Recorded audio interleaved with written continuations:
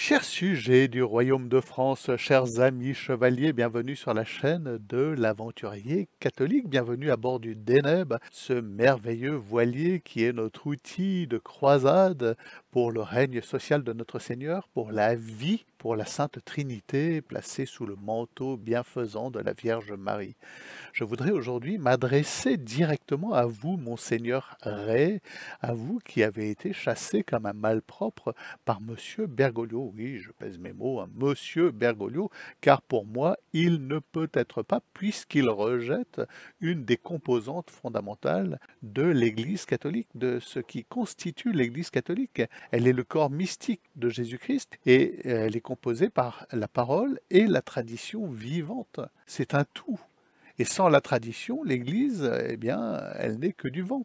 Et Bergoglio, monsieur Bergoglio, par de nombreux actes, des motu proprio, des petites paroles très méprisantes, rejette de manière claire et nette cette tradition vivante. Tout ce qui est avant lui doit être supprimé, rejeté. Il n'y a place que pour un Novus Ordo dégénéré, LGBT, inclusif, et ce que vous voulez. Et vous, monseigneur Ray, pourquoi avez-vous été expulsé?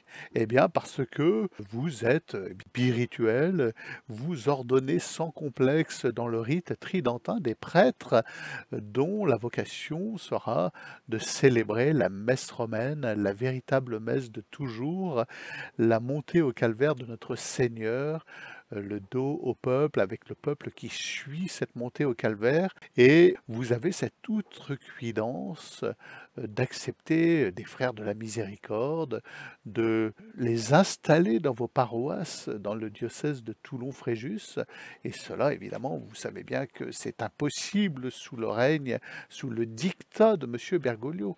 Je vous le demande, monseigneur Ray, pourquoi ne sortez-vous pas du placard? Il est temps de sortir du placard. Pourquoi continuer à courber les chines, toucher ma bosse, monseigneur, et à appeler Bergoglio pape alors qu'il ne peut l'être puisqu'il n'est pas catholique? Et à dire oui, alors j'ai démissionné, alors que vous avez été chassé et tout le monde le sait. D'une part, vous n'auriez jamais dû démissionner, vous auriez dû continuer à être cette épine dans le pied malpropre de monsieur Bergoglio.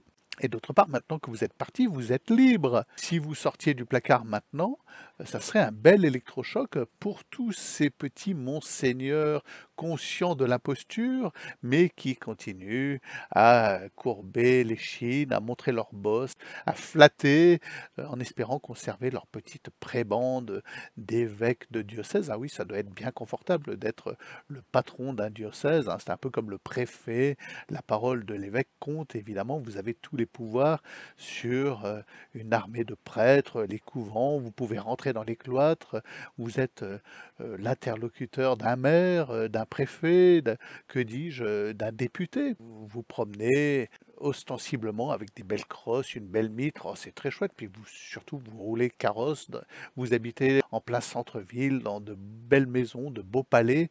Bon, alors évidemment, comment renoncer à cela? Mais à quel prix? Est-ce au prix de votre lâcheté? Allez-vous continuer, monseigneur Ray, à vous conduire comme un lâche? Car c'est bien le cas. Vous êtes un lâche. Il est temps aujourd'hui, vous n'avez plus rien à perdre, de rejoindre monseigneur Vigano. Par exemple, de rejoindre de manière claire la résistance à cette imposture que représente monsieur Bergoglio et toute cette clique d'évêques francs-maçons qui siègent actuellement dans la conférence des évêques de France, qui ont collusion avec le pouvoir français actuel, avec le macronisme, avec la République. Je vous rappelle, aujourd'hui, nous sommes le 21 janvier. Le 21 janvier, nous commémorons la mort de notre bien-aimé roi de France, le dernier roi de France, qui a été massacré et dans le sang duquel est née cette République.